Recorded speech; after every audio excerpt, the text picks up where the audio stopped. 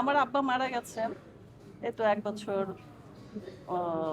আগেই। মানে যখন মারা গেলেন তখন আমি গেলাম। বাবা মারা গেছে, হসপিটালে ছিলেন।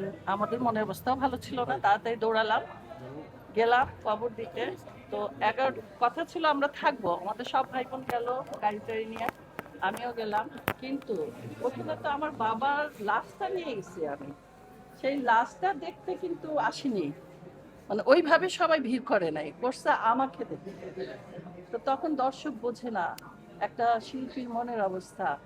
তখন বলে একটা সেলফি তুলবো, তা আমরা তো তখন সেলফি তোলার মুডে নাই। তখন বললাম যে পরিবেশটা দেখছেন, আমার বাবা মারা গেছে, আমরা এখানে আমরা কবর দিতে আসছি। আব্বাকে 9টার সময় কবর দিয়ে 10টার সময় ওর ভাইয়া খাবারের আয়োজন করছে, আমি 11টার সময় চলে আসছি। চলে আসতে বাধ্য হয়েছি ওই ভিড়ের কারণে, তা নাহলে থাকতাম বাড়িতে। তো এটা খ্যাতির বিড়ম্বনা, এটা আমাদেরকে পোহাইতে হয়, কিছু করার নেই। আসলে সেটা আহ, গল্প হয়ে গেছে এখন, কিন্তু সেটা ছিল সত্যি কাহিনী।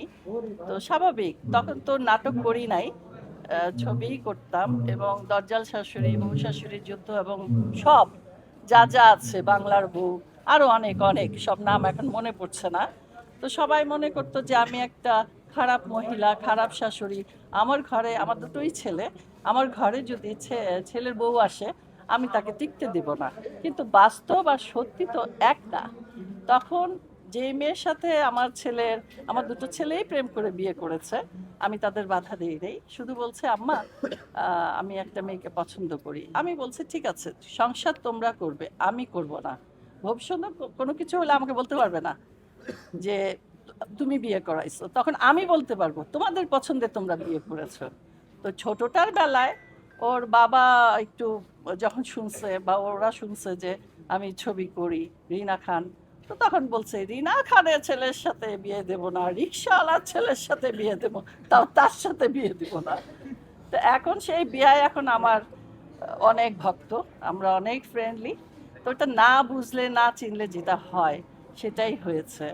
আর ওই মেয়েও এখন, মানে এখন আমাকেও রান্না, আমি আগে ওকে সবকিছু করে দিতাম, এখন আমাকেই ও করে দেয়। আমার জন্য, আমি শুটিং থেকে রাতে বাসায় যাই, আমার জন্য খাবারটা ফ্রিজে রেখে দেয়, আমি কোনটা খাই। এই যে আসার আগেও জিজ্ঞেস করলো, ও এখন শ্বশুর বাড়িতে আসতেছে। তো এই জন্য প্রথমে দেখে তো মনেই করবে আমি সেই রকম, তারপরে যখন এসে দেখলো যে না, আসলে বাস্তব আর অভিনয় দুটো দুই জগৎ। আমি বাস্তবে একরকম, ছবিতে একরকম। নাটক তো তাই করে, আমি মানেই অশান্তি, শুরুই হয় অশান্তি দিয়ে। তবে এখন অনেক পজিটিভও করছি। আমার চ্যানেলেরই একটি নাটক প্রবাসী মা, এই মানে এই হাদির সময় যে একটা অ্যাক্সিডেন্ট আমাদের দেশের রাজনৈতিক ব্যাপারে, তো এই সময় ইউটিউব যারা ব্যবসা করে তারা কিন্তু দেখে দেখে নাটক ছাড়ে যে আমাদের ভিউ হবে না, তখন শুধু নিউজ ভিউ, আপনাদের ভিউ হয়।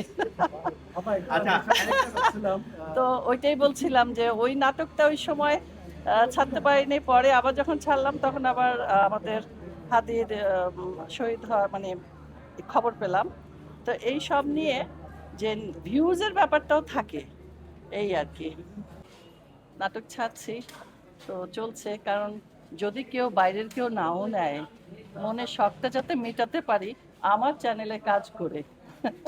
সিনেমা তো সেরকম হচ্ছে না, আমি যেমন 800-র উপরে ছবি করেছি, সিনেমা সেভাবে হচ্ছে না, হলগুলো নেই। যারা টাকা লগ্নি করবেন, ব্যবসা করে যদি টাকাটা ফেরত না পায়, তাহলে তারা কি কেন ব্যবসাটা করবে? লস দিয়ে তো কেউ ব্যবসা করে না। একটা আলুওয়ালা ব্যবসা করলেও চিন্তা করে যে আমার দিন শেষে অন্তত 200 টাকা লাভ আসুক। তো সিনেমার বেলাও তাই, এখানে কোটি কোটি টাকার ব্যাপার। তো ব্যবসা করে যদি আমি না লাভ পাই, আমি তো করবো না, সেটা আমি আমার নিজের বেলাও করব না। তো এই জন্য ছবি সেরকম হচ্ছে না, আমাদের সেরকম চরিত্র নেই, সেই ডিরেক্টর নেই, সেই প্ল্যাটফর্ম নেই।